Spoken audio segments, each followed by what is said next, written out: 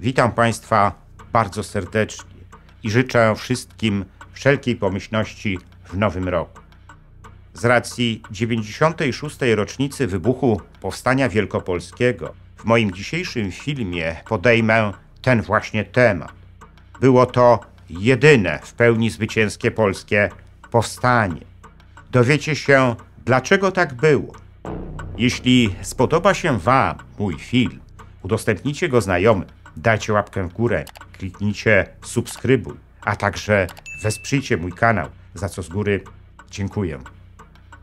Złotymi patronami kanału są pan Andrzej Maciejewski z Alaski, Kancelaria Prawnicza Macieja Ordona w Chicago, a także pan Patryk Krupiński z Luksemburga.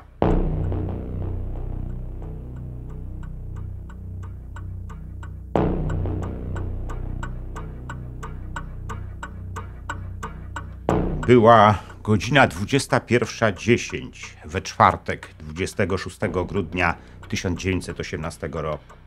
Na dworzec cesarski w Poznaniu wjechał pociąg z Gdańska, wiozący Ignacego Jana Paderewskiego. Wielkiemu mistrzowi towarzyszyło dwóch oficerów brytyjskiego wywiadu, Harry Herschel Wade i Richard Kimmens, którzy oficjalnie byli przedstawicielami alianckiej misji. Gdy Paderewski wysiadł z pociągu, entuzjazm zgromadzonego na dworcu tłumu sięgnął szczytu.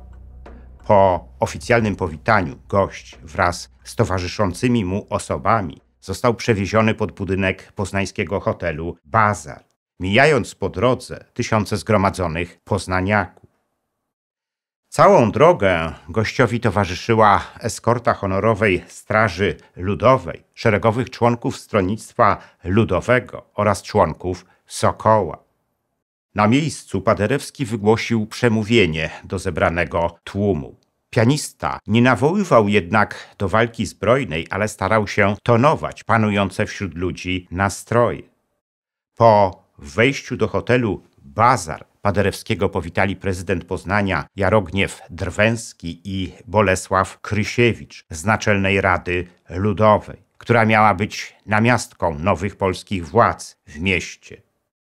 Ta cała scena mocno jednak kontrastowała z panującą jeszcze wtedy w mieście sytuacją.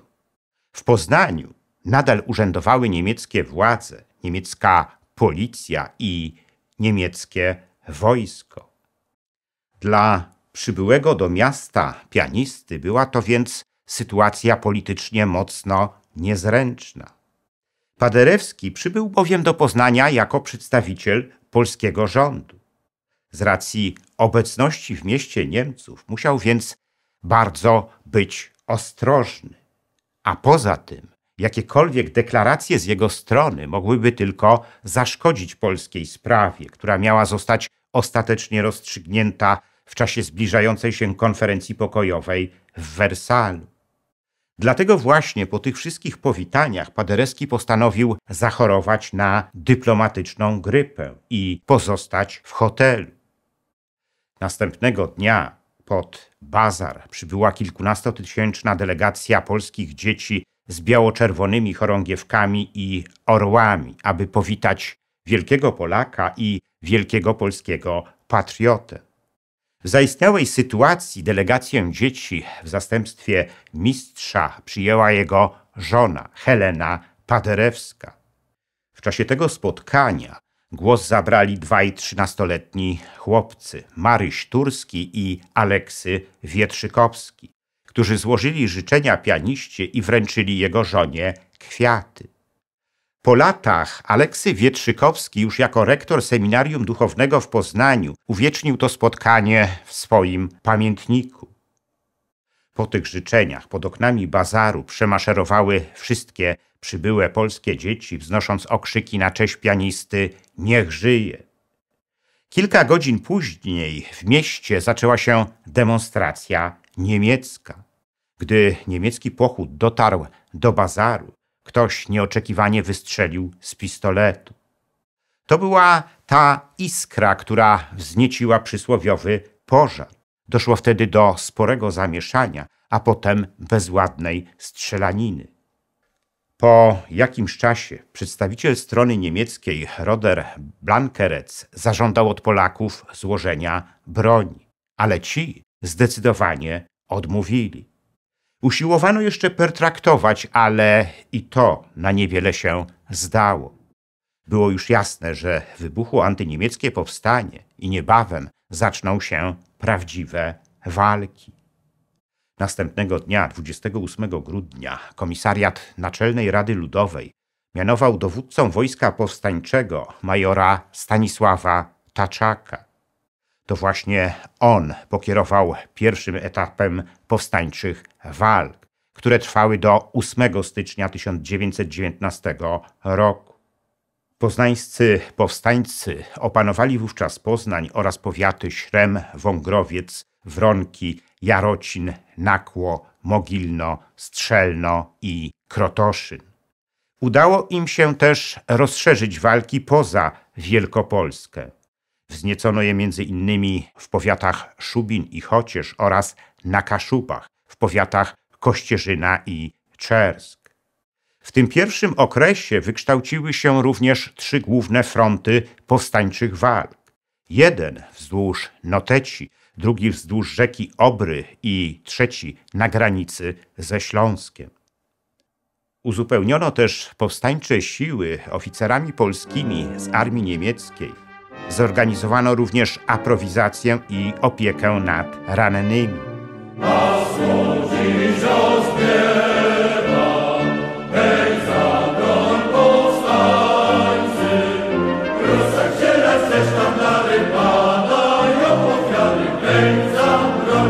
Ogromną rolę w tym odegrało przekonanie Wielkopolan o absolutnej słuszności podjętej walki zbrojnej.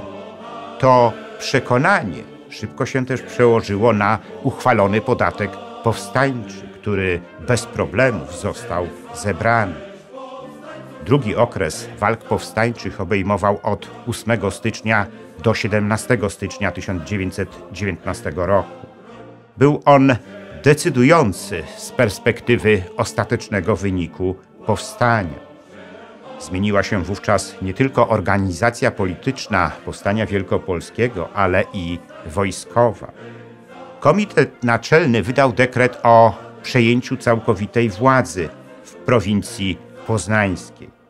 Przystąpiono również do sformowania regularnej armii wielkopolskiej, której dowódcą został niezwykle doświadczony generał z armii rosyjskiej Józef Dowbor-Muśnicki.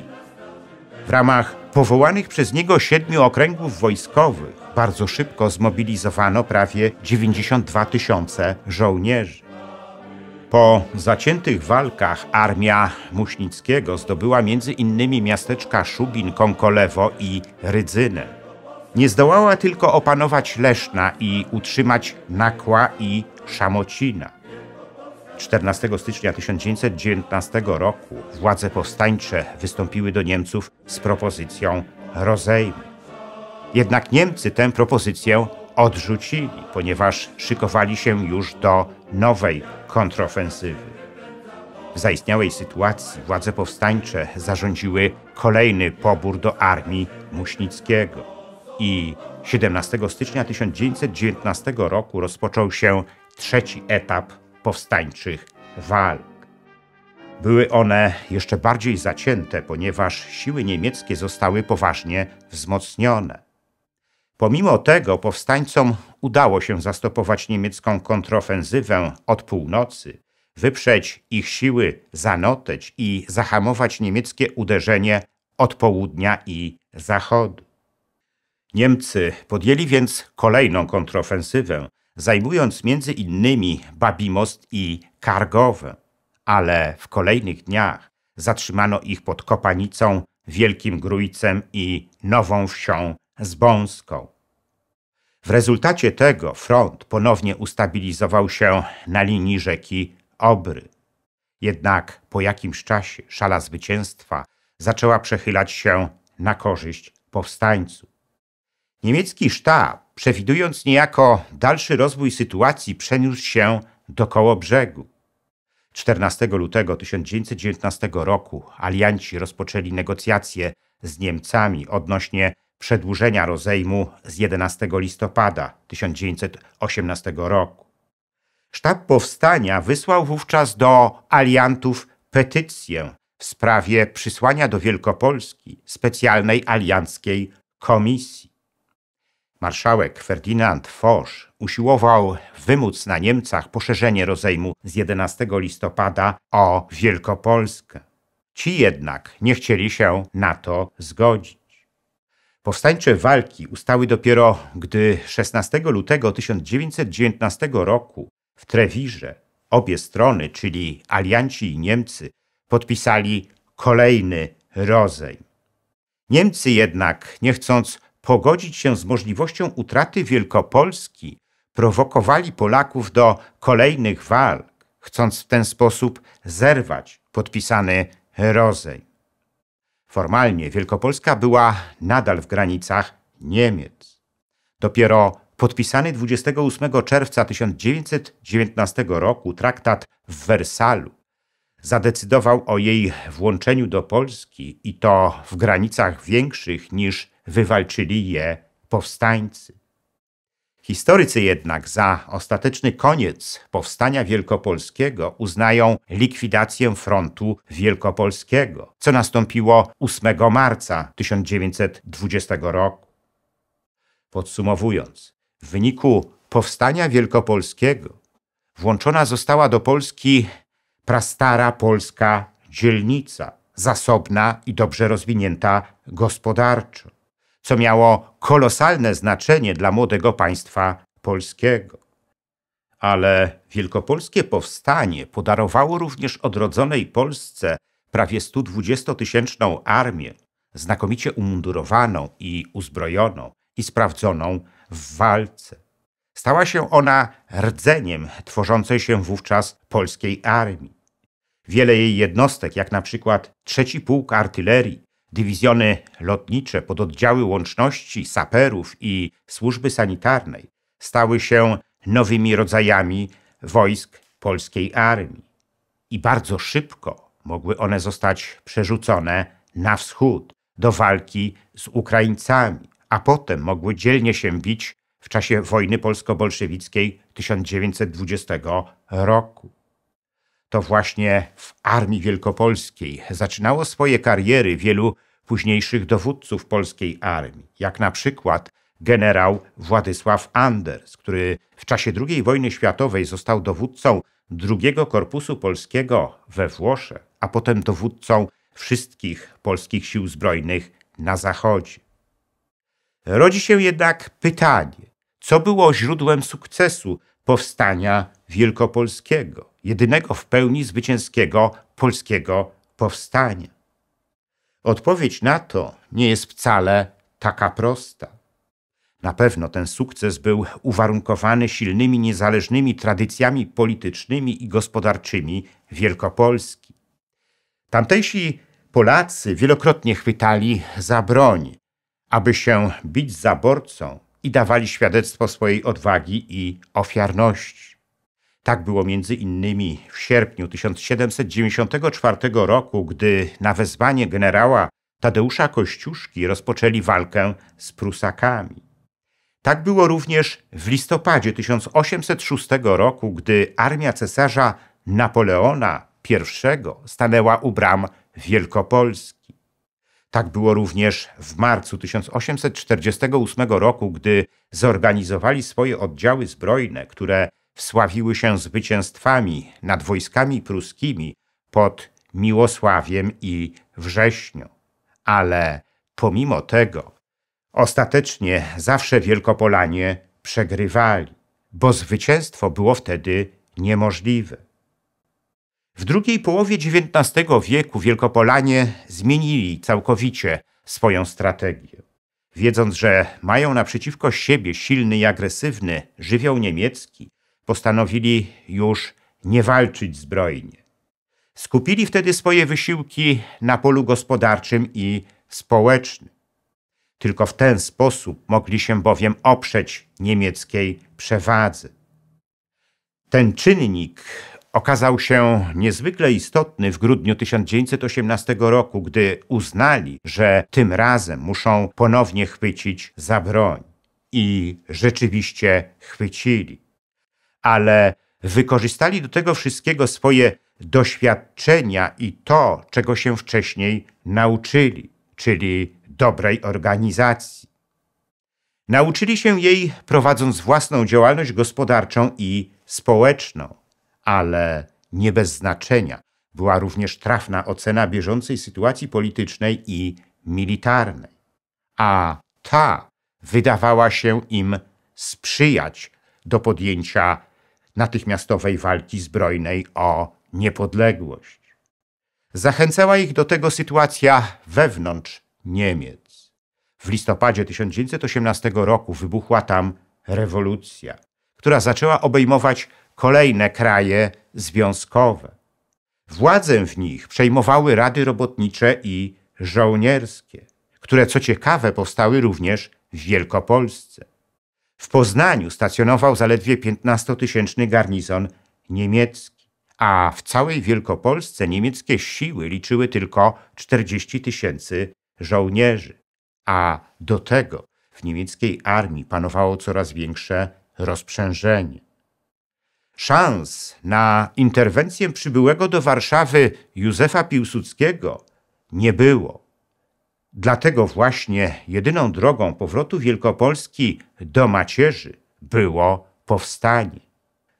Było to tym bardziej słuszne, że w październiku 1918 roku działały już w Wielkopolsce tajny międzypartyjny komitet obywatelski, Polska Organizacja Wojskowa oraz lokalne polskie komitety obywatelskie i formowano polskie oddziały zbrojne. Naprzód poznański pułku pierwszy, błyszczący pałac ślicznych wież. W listopadzie 1918 roku Wielkopolanie utworzyli również Naczelną Radę Ludową, a wkrótce potem powołali Sejm Dzielnicowy. I dopiero potem chwycili za broń, czekając jednak na decyzję konferencji pokojowej w Wersalu, która miała ostatecznie zadecydować o losach Wielkopolski. I to wszystko złożyło się na ich ostateczny i całkowity sukces.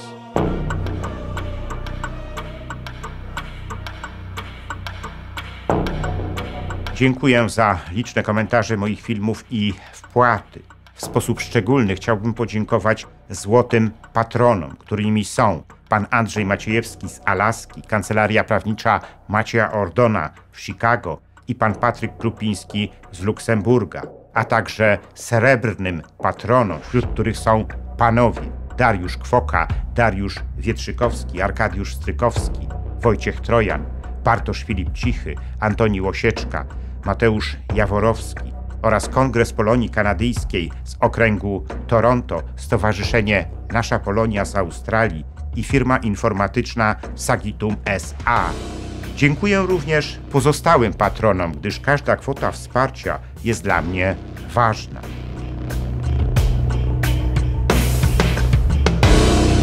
Zachęcam wszystkich do wspierania mojego kanału, co pozwoli na jego dalszy rozwój. Teraz można to zrobić nie tylko przez Patronite. Szczególnie dla patronów zagranicznych przydatne są możliwości bezpośredniego wsparcia na YouTubie w formie jednorazowej wpłaty, klikając podziękuj, a także cyklicznych wpłat, klikając wesprzyj na dole ekranu. Wpłat można też dokonywać przez PayPal oraz bezpośrednio na moje konto bankowe, którego numer widzicie teraz na ekranie.